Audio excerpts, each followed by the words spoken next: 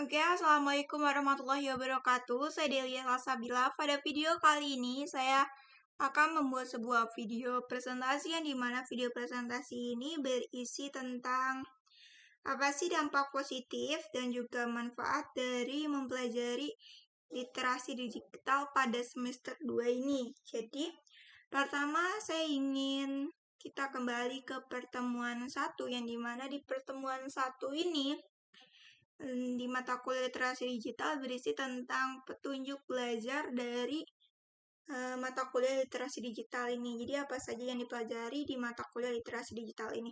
Jadi pada pertemuan 1, kita mempelajari terkait dengan petunjuk belajar. Jadi kita tahu nih apa aja sih manfaat dari literasi digital di awal pertemuan. Terus juga di tahap 1, kita dapat melakukan pendalaman materi, diskusi, dan latihan itu pada minggu ke-1 sampai ke-13. Jadi ini kayak rencana semesternya gitu, kalau RPS lah gitu. Di sini juga disajikan terkait dengan RPS-nya, kayak seperti itu yang dimaksudkan. Kemudian setelah itu di pertemuan kedua, saya mempelajari terkait dengan Society 5.0 dan Revolusi Industri 4.0. Jadi di sini saya dapat mengetahui terkait apa sih yang dimaksud dengan Society 5.0 dan juga Revolusi Industri 4.0. Di sini diberikan sebuah video YouTube untuk menambah wawasan saya terkait hal tersebut. Kemudian juga dikasih kayak semacam lembar kayak gitu, lembar untuk kayak memahami lebih lanjut terkait dengan Society 5.0 dan juga Revolusi Industri 4.0. Kemudian setelah mempelajari materi, saya diberikan tugas oleh Ibu Rati untuk berdiskusi, yang dimana berdiskusinya ini terkait dengan pertanyaan atau pernyataan yang telah Ibu Rati sampaikan. Nah, di sini tuh diskusinya terkait perkembangan teknologi yang begitu pesat itu apa sih dampaknya pada ketertinggalan masyarakat apabila mereka tidak mampu beradaptasi, kayak gitu. Terus apakah peran guru ini akan tergantikan kalau misalnya ada revolusi industri 4.0 dan Society 5.0. Terus juga sampaikan bentuk-bentuk adaptasi yang perlu dilakukan. Jadi di sini saya dapat menyampaikan bentuk-bentuk adaptasi supaya kita tidak tertinggal dengan teknologi yang semakin maju ini. Kemudian setelah itu, di sini setelah berdiskusi, itu ada pertemuan ketiga. Nah, di pertemuan ketiga ini, saya mempelajari terkait dengan dampak positif teknologi dan juga dampak negatif dari teknologi. Jadi saya tahu nih apa sih teknologi itu, terus dampak teknologi itu positif atau negatif, banyakkan positifnya atau banyakkan negatifnya. Terus gimana sih cara mengetahui apakah yang saya alami selama ini tuh berdampak negatif atau positif dari teknologi itu. Kemudian setelah saya mempelajari materi terkait dampak positif dan dampak negatif dari teknologi, saya juga diberikan kayak forum diskusi untuk berdiskusi terkait dengan pertanyaan yang Ibu Rati sampaikan di forum diskusi topik 2 ini. Nah, di sini tuh forum diskusinya terkait dengan keadaan saat pandemi COVID-19, yang dimana pada keadaan tersebut itu kita pasti mengalami perubahan. Jadi perubahannya itu apakah berdampak positif atau negatif, manakah yang lebih dominan dari positifnya atau negatifnya, kayak gitu. Nah, disitu saya dapat menjelaskan bahwa kalau misalnya saat COVID-19 ini saya memiliki dampak positif gitu terkait dengan kemajuan teknologi dan dampak negatif dari kemajuan teknologi. Nah, di sini saya dapat menjelaskannya, terus memberikan dokumentasi foto atau gambar untuk memperjelas argumen yang saya berikan. Kemudian setelah berdiskusi, itu saya lanjut ke pertemuan 4 dan 5. Nah, di mana pertemuan 4 dan 5 ini terkait dengan konsep dasar IoT atau Internet of Things dan Big Data. Jadi saya dapat tahu nih, apa sih sebenarnya IoT ini gitu. Yang awalnya saya nggak tahu menahu terkait dengan IoT dan Big Data ini. Nah, di materi IoT dan Big Data ini diberikan kayak sebuah materi, yang dimana materinya itu lumayan banyak dan itu ada sejarahnya juga terkait dengan Big Data. Jadi saya tahu sejarah Big Data, potensi Big Data, dan elemen-elemen dalam Big Data, dan juga alasan mengapa Big Data itu penting gitu. Terus di bagian materi untuk pertemuan yang ke-4 dan 5 ini, saya juga mempelajari terkait dengan pemanfaatan IoT dan Big Data. Terus selanjutnya, setelah saya mempelajari materi-materi tersebut, diberikan lagi tugas untuk menjawab bentuk pemanfaatan dari IoT dan Big Data tersebut. Jadi saya memberikan tanggapan terkait dengan IoT dan Big Data, terus juga pengaruh dan kontribusinya bagi kehidupan saya. Selanjutnya juga saya mengidentifikasi bagaimana bentuk-bentuk pemanfaatan IoT dan Big Data dalam kehidupan sehari-hari, terus sektor apa saja yang menggunakan IoT dan Big Data itu dapat saya jelaskan atau saya sampaikan di dalam kolom isian teks yang diberikan. Selanjutnya, setelah saya mengisi kolom teks yang telah diberikan tersebut, saya juga mempelajari terkait dengan pemanfaatan dan cara kerja penerapan Big Data.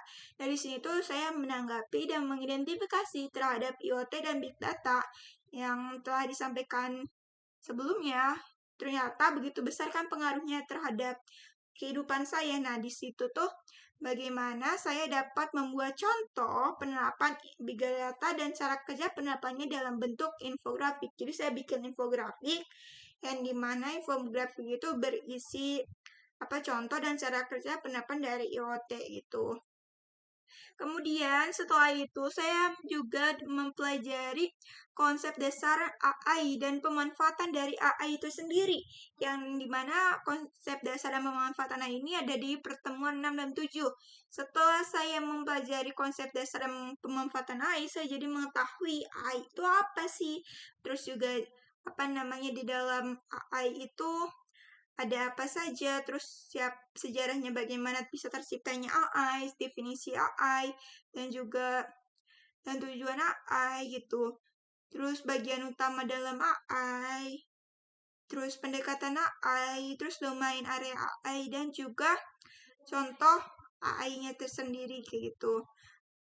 Setelah saya mempelajari AI dan juga pemanfaatannya, saya ditugaskan untuk membuat program deteksi. Jadi sebelum membuat program deteksi ini, Ibu Rati itu ngasih contoh program deteksi dalam video YouTube. Nah, jadi saya mengikuti tutorial yang ada di YouTube, terus bikinlah program deteksi ini. Nah, dalam membuat program deteksi ini, saya screenshot itu caranya, terus saya tempelin di Word itu, terus jadiin PDF cara untuk membuat program deteksi ini. Alhamdulillah sudah jadi. Selanjutnya, di pertemuan ke-8 dan 9 saya mempelajari tentang konsep dasar dari e-commerce dan juga pemanfaatan e-commerce. Nah, di sini tuh setelah mempelajari terkait dengan konsep dasar e-commerce, saya mengetahui e-commerce itu apa sih, terus juga saya mengetahui tentang tipe-tipe e-commerce, terus juga e-commerce itu bisnis model apa, terus habis itu juga saya memahami terkait dengan pemanfaatan dari e-commerce sendiri. Setelah saya mempelajari terkait materi-materi yang tadi saya sampaikan, saya ditugaskan untuk membuat atau menjawab pertanyaan untuk memperkaya pengetahuan saya terkait dengan e-commerce. Nah, jadi untuk membuat saya semakin kaya terkait pengetahuan terkait e-commerce, Ibu Rati itu ngasih dua pertanyaan. Yang mana pertanyaan pertama itu terkait dengan kelebihan dan kekurangan dari mobil apps jika dibandingkan dengan website untuk pengguna e-commerce. Jadi saya jadi tahu nih, website itu lebih bagus dari mobil apps atau mobil apps yang lebih bagus daripada website gitu bagi pengguna e-commerce. Kemudian saya juga dapat menjelaskan sejauh mana sih e-commerce ini dapat menyumbang perekonomian yang ada di Indonesia gitu. Terus setelah itu saya diberikan tugas proyek kembali oleh Ibu Rati terkait dengan branding dan marketing produk. Jadi saya di sini mempelajari bagaimana cara saya untuk membranding suatu produk dan bagaimana cara saya untuk memasarkan produk yang kemudian hasil dari tugas tersebut saya upload lah ke YouTube. Kemudian di pertemuan ke 10 dan 11 itu saya mempelajari terkait dengan etika dunia cyber. Nah, etika dunia cyber ini saya jadi tahu bahwa dalam dunia cyber ini kita tuh harus beretika. Jadi bukan hanya dalam kayak dunia yang kita ketemu setiap hari gitu kayak secara langsung atau offline lah. Jadi dalam dunia online pun kita harus beretika. Jadi nggak asalnya aja gitu loh. Terus di dalam ini juga saya jadi harus tahu nih bagaimana sebuah teknologi itu membuat para penggunanya itu harus tetap bijak dalam menggunakannya, jadi nggak boleh asal-asalan gitu.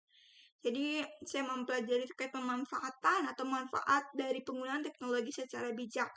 Kemudian setelah saya mempelajari terkait dengan etika dunia cyber tersebut, saya mempelajari lagi yang lebih dalam terkait dengan etika tersebut di pertemuan 12-13, yaitu terbuatlah undang-undang ITE. Nah, di sini saya mempelajari terkait undang-undang ITE supaya saya lebih tahu apa sih yang baik dalam kita bersosialisasi secara digital dengan orang lain itu apa gitu.